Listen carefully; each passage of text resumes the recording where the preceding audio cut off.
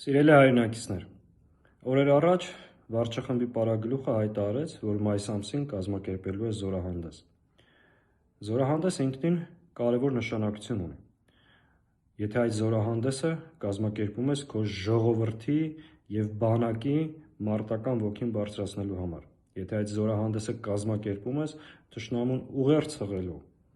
որ ունեմ բանակ, պատրաստվածություն, սպառազինություն եւ երբեք չհամարձակվեք հարձակվել։ Բայց ակնհայտ է, որ այս ռեժիմը, ով ամեն օր թշնամով վախեցնում է սեփական ժողովրդին, ով մի քանի անգամ բանակին չկրակելու հրահանգ է տվել, այս ռեժիմը այդ զորահանդեսը անում է այլ նպատակով։ Բացառապես սա նախընտրական զորահանդես է, որպեսզի կարողանան ժողովրդին մեկ անգամ եւս խաբեն, մոլորեցնեն, թե իբր ձեր անվտանգությունը ապահովված է եւ հետո անեն այն, ինչ արել են մինչև հիմա։ Եվ սրա օրինակները բազմաթիվ են։ Հիշեցնեմ 2019 թվական, երբ որ Նիկոլ Փաշինյանը Դավիթ Տոնոյանի հետ նստել էր Սու-30-ի ղեկին եւ վստահեցնում էր ժողովուրդ ջան, մենք ձեռք ենք բերել ժամանակակից սպառազինություն եւ ձեր անվտանգությունը այլևս ապահովված է։ Եվ ինչ եղավ արդյունքում։ 44 օրյա պատերազմի ժամանակ այդ սուերը այդպես էլ օդ չբարձրացան, որովհետև պարզվեց հրթիռ չունեն։ Մենք 44 օրյա պատերազմի ժամանակ պարզվեց մեր զենքերից շատերը չաշխատեցին։ Հետևաբար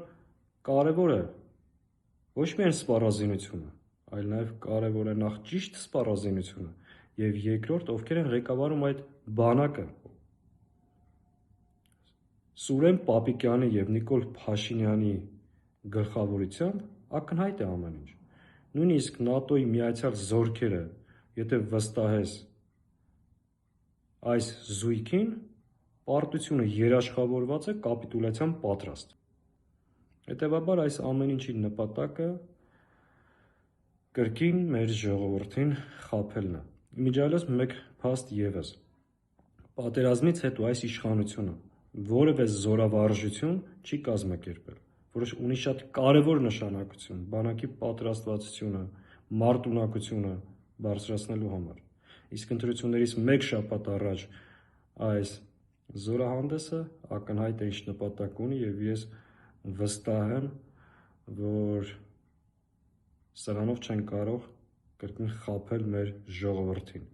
որովհետև այսօրվա ռեժիմը Նիկոլ Փաշինյանի գլխավորությամբ մեր անվտանգության թշնամին է, Հայաստանի տարածքային ամբողջականության եւ ինքնիշխանության թշնամին է եւ դա նրանք ապացուցել են իրենց կառավարման տարիներով։ Սա է իրականությունը։